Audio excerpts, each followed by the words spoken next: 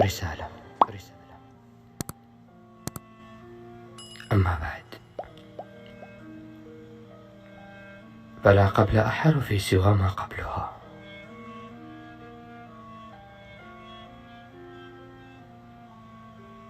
فكل شيء احترق بلحظة إدراك بواقع يصدمنا، واقع يقطع أوردتي، يفكك تماسكي، واقع أني الذي لا أروق للحياة وسعادتها. تفننت بمزيج الإخلاص والوفاء والحب، وتنكهت بعشق لا يملكه رجل مثلي.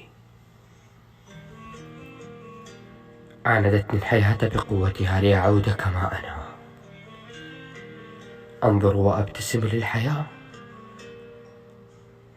وأدعها تفعل ما تريد.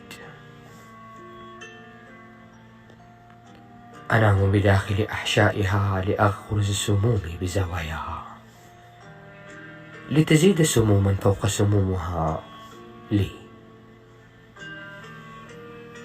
وها أنا العائد إليك دنياي لتقتل الأيام القادمة منك.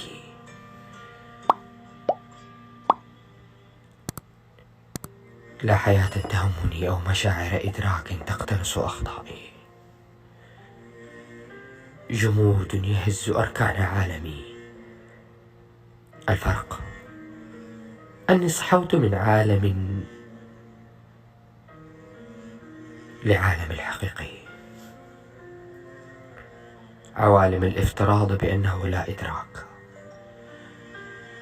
لأعود بجمال شكل الطبيعي، أعود بجمال قيودي بسلاسل تكبلني إلى المجهول. أنام والكل خلف ظهري، أنظر للقمر لأراقبه يختفي ليوم جديد، وأنظر الظلام الجديد، أنظر وأنتظر الظلام الجديد ويوم جديد وظلام جديد إلى أن أموت. يوم جديد يحمل هموم الجميع إلا همومي، فهمومي منتهية، فكيف لها أن تكون من جديد وأنا بين أحضاني بسمومي؟ وتنتهي رواياتي، فلا يبقى سوى قلمي يتوه في روايات الخيال، يكتب عشقا، يكتب ظلما، يكتب بكاء أراه وأشعر به بنفسي أو بغيري. أكتب اليوم يوم عيد ميلادي، قصة نهاية حياتي.